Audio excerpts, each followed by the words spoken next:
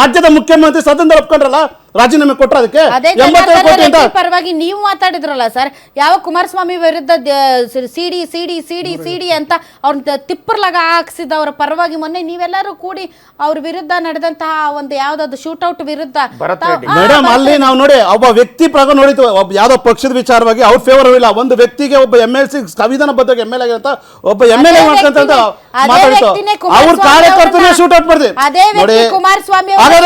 ಏನ್ ನೋಡ್ಕೊಂಡು ನಿಮ್ಮ ಒಂದು ಮಾಹಿತಿ ನಿಮ್ಮ ಮಾಹಿತಿ ಏನಂತಂದ್ರೆ ಅಂದ್ರೆ ಏನು ಕೊಲೆ ಆದ್ರೂ ಕೂಡ ಕೇಳಬಾರ್ದು, ಜವಾಬ್ದಾರಿ ಬೇಡ. ಅಲ್ಲ ನಿಮಗೆ ಬೇಕಾದಾಗ ಜನಾರ್ದನ್ ರೆಡ್ಡಿ, ಬೇಡಾದಾಗ ಮೇಡಮ್ ಈಗ ನನಗೆ ಬೇಕಾದ ಒಂದು ಅಂಕಿಅಂಶ, ಇವತ್ತು 2023-24 85,000 ಕೋಟಿ ರಾಜ್ಯಕ್ಕೆ ಸಾಲ ಮಾಡಿದ್ರು ಯಾರು, ಸಿದ್ದರಾಮಯ್ಯ ಅವರು ಸಾಲ ಹೊರ ತಂದ್ರು. ಅದೇ ರೀತಿ 2024-25 1,05,000 ಕೋಟಿ 1,05,000 ಕೋಟಿ ಸಾಲ ಮಾಡಿ ಬಜೆಟ್ ಮಂಡನೆ ಮಾಡಿದ್ದಾರೆ. ಅದೇ ರೀತಿ 25-26 1,16,000 ಕೋಟಿ ಸಾಲ ಮನ್ನಾ ಬಜೆಟ್ ಮನ್ನಾ ಮಾಡಿದ್ರು. 1,16,000 ಕೋಟಿ ಬಜೆಟ್ ಮನ್ನಾ ಮಾಡಿ, ಇಷ್ಟು ಬಜೆಟ್ ಮನ್ನಾ ಮಾಡಿ ಇವತ್ತು ಯಾಕೆ ದಿವಾಳಿತನ ಇದೆ? ಶೂಸ್ ಕೊಡೋಕ್ಕಾಗ್ತಾ ಇಲ್ಲ, ಬಿಸಿ ಊಟ ಕೊಡೋಕ್ಕಾಗ್ತಾ ಇಲ್ಲ, ಇವತ್ತು ಅಲ್ಲಿ ಆಶಕರಿಗೆ ಸಂಬಳ ಕೊಡೋಕ್ಕಾಗ್ತಾ ಇಲ್ಲ, ಸ್ಮಶಾನದಲ್ಲಿ ಕೆಲಸ ಮಾಡಿದವ್ರಿಗೆ ಸಂಬಳ ಕೊಡೋಕ್ಕಾಗ್ತಾ ಇಲ್ಲ. ಇವತ್ತು ಯಾಕೆ ಖಾಸಗಿ ಡಾಕ್ಟರ್ಗಳೆಲ್ಲ ಖಾಸಗಿ ಆಸ್ಪತ್ರೆಗೆ ಹೋಗ್ತಾ ಇದ್ದಾವೆ? ಯಾಕೆ ಒಂದು ಇಲಾಖೆ ಕೂಡ ಅಭಿವೃದ್ಧಿ ಸಿಗ್ತಾ ಇಲ್ಲ? ಅರಣ್ಯ ಇಲಾಖೆ ಏನಾಗ್ತದೆ? ಇವತ್ತು ವನ್ಯಜೀವಿಗಳು ಎಷ್ಟು ಸಾಯ್ತಾ ಇದ್ದಾವೆ? ನಿರಂತರ ಏನಂತ ಬಾರ್ಡರ್ ಇರೋಂಥ ಜನಗಳು ದಿನ ದಾಳಿ ಆಗ್ತದೆ. ಮಲಗಿದಾರ ಸಚಿವರು? ಅಬಕಾರಿ ಇಲಾಖೆಯಲ್ಲಿ ಯಾವ ಮೀಡಿಯಾ ತಗೊಳ್ಳಿ, ಯಾವ ಸೋಷಿಯಲ್ ಮೀಡಿಯಾ ತಗೊಳ್ಳಿ, ಬರೀ ಭ್ರಷ್ಟಾಚಾರ ಆಡಿಯೋ ಇದೆ. FSI ರಿಪೋರ್ಟ್ ಮಾಡ್ತಾರೆ ಇವರು. ಒಬ್ಬನ್ನ ಸಸ್ಪೆಂಡ್ ಧರಣಿ ಮಾಡಿದ್ರೆ ಕೂಡ ಇವರು ರಾತ್ರಿ ಎಲ್ಲ ಧರಣಿ ಮಾಡಿ ವಿರೋಧ ಪಕ್ಷ ಧರಣಿ ಮಾಡಿದ್ರೆ ಕೂಡ ಅದನ್ನ ನಿಭಾಯಿಸ್ಕೊಂತಾರೆ ಅಂತಂದ್ರೆ ಭ್ರಷ್ಟ ಬಂಡ ಸರ್ಕಾರ ಇದು. ಇಷ್ಟು ಒಂದು ಬಜೆಟ್ಗಳು ಗಾತ್ರ ಬಜೆಟ್ ಮಾಡಿ ಸರ್ಕಾರ ಜನನ ಸಾಲದಲ್ಲಿ ಮುಳುಗಿಸಿ ಇವತ್ತು ಗಿರ್ವಿ ಇಟ್ಬಿಟ್ಟಿದ್ದಾರೆ. ಇವತ್ತು ಅಡವಿ ಇಟ್ಬಿಟ್ಟಿದ್ದಾರೆ ಅಂತ ಹೇಳ್ಬೋದು. ಗಿರ್ವಿ ಇಟ್ಟು ಇವತ್ತು ಜನ ಪ್ರತಿಯೊಬ್ಬರು ಕೂಡ ಸಾಲದ ಹೊರೆ ಮತ್ತೆ ಬೆಲೆ ಏರಿಕೆ ಹೊರೆ, ಈ ಬೆಲೆ ಏರಿಕೆ ಹೊರೆ ಸಾಲದ ಹೊರೆಯಲ್ಲಿ ಜನ ಸಹಾಯ ಮಾಡಿದ್ರಲ್ಲ. ನಿಮ್ಮ ಸಾವಿರ ಸುಳ್ಳಿನ ಸರ್ಕಾರ ಸತ್ಯ ನೀವೇ ಪ್ರೂವ್ ಮಾಡಿದ್ರಲ್ಲ. ನಾವಲ್ರಿ ಸರ್, ನೀವ್ ಹೇಳಿದ್ರಿ ಸರ್ಕಾರ ಕಾಂಗ್ರೆಸ್. ಬಸವರಾಜ್ ಸರ್, ಈಗ ಸಾಲ ಬಗ್ಗೆ ಮಾತಾಡಿದ್ರಲ್ಲ, ಬಹಳಷ್ಟು ಡಿಬೇಟಲ್ಲಿ ಈ ಮಾತನ್ನು ಕೇಳ್ತೀವಿ ನಾವು. ಸಿದ್ದರಾಮಯ್ಯ ಇಷ್ಟು ಸಾಲ ಮಾಡಿದ್ರು ಹಾಗೆ ಅಂತೇಳಿ. ಭಾರತ ಸರ್ಕಾರದ ಸಾಲ external borrowing around 60 lakh crores as up to September 24. ಈ ಸಾಲ ಭಾರತ ಸರ್ಕಾರ ಮಾತ್ರ ಅಲ್ಲ, ಅಮೆರಿಕ ಸರ್ಕಾರನೂ ಮಾಡ್ತಿದೆ. ಸರ್ ರಾಜ್ಯದ ಅದಕ್ಕೂ ಬರ್ತಾರೆ ಸರ್. ಅವರು ಕೇಂದ್ರ ಸರ್ಕಾರ ಮಾಡೋದು ದೇಶಕ್ಕಾಗಿ ಸರ್, ಭಾರತಕ್ಕೋಸ್ಕರ ಸರ್, ಅವ್ರು ದೇಶಕ್ಕೋಸ್ಕರ ಮಾಡೋದು ಸಾಲ. ಮತ್ತೆ ಒಂದು ಈ ತಪ್ಪು ಕಲ್ಪನೆ, ಸಾಲ ಮಾಡೋದು ತಪ್ಪು ಅಂತ. ಸಾಲ ಮಾಡೋದು ತಪ್ಪಲ್ಲ, ಸಾಲವನ್ನು ಒಂದ್ ನಿಮಿಷ.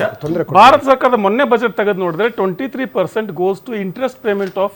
ತುಂಬಾ ದಪ್ಪ ಇದ್ದೀರಾ, ಅದರಲ್ಲೂ ಯಾವುದೇ ಸೈಡ್ ಎಫೆಕ್ಟ್ ಇಂದ ಸಣ್ಣ ಆಗ್ಬೇಕಾ? ಎಷ್ಟೋ ಜನ ಹೇಳ್ತಾ ಇದ್ರಿ ಸರ್, ನಾನು ಜಿಮ್ಗೆ ಹೋಗ್ತಾ ಇದ್ದೀನಿ ಆದ್ರೂ ಸಣ್ಣ ಆಗ್ತಾ ಇಲ್ಲ ಸರ್, ವರ್ಕೌಟ್ ಮಾಡ್ತಾ ಇದ್ದೀನಿ ಆದ್ರೂ ಸಣ್ಣ ಆಗ್ತಾ ಇಲ್ಲ ಅಂತ ಹೇಳ್ತಾ ಇದ್ರಲ್ಲ. 100% ಯಾವ ಜಿಮ್ಗೂ ಹೋಗ್ದಂಗೆ ವರ್ಕೌಟು ಮಾಡ್ದಂಗೆ ನೀವು ಸಣ್ಣ ಆಗ್ಬೋದು. ಪ್ರತಿದಿನ ಬೆಳಿಗ್ಗೆ ಸಂಜೆ 2 ಟೈಮ್ ನಮ್ಮ ಜೀನಿ ಸ್ಲಿಮ್ ನ ಯೂಸ್ ಮಾಡಿ ಯಾವುದೇ ಸೈಡ್ ಎಫೆಕ್ಟ್ ಇಲ್ದಂಗೆ ನೀವು ಸಣ್ಣ ಆಗ್ತೀರಾ.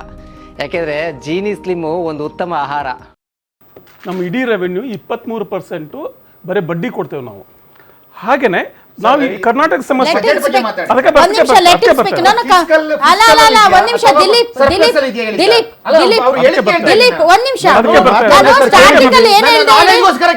ನಾಲೆಜ್ಗೋಸ್ಕರ ಕೇಳಿ ನಾನು ಏನ್ ಹೇಳ್ದೆ ಹೇಳಿ. ಟೀಕೆಗಳನ್ನ ಸ್ವೀಕರಿಸಿ 100% ಅವ್ರು 60 ಲಕ್ಷ ಕೋಟಿ ಸಾಲ ಅಂತಂದ್ರಲ್ಲ, ನಾನು ಶಾಕ್ ಆಯ್ತು ನನಗೆ.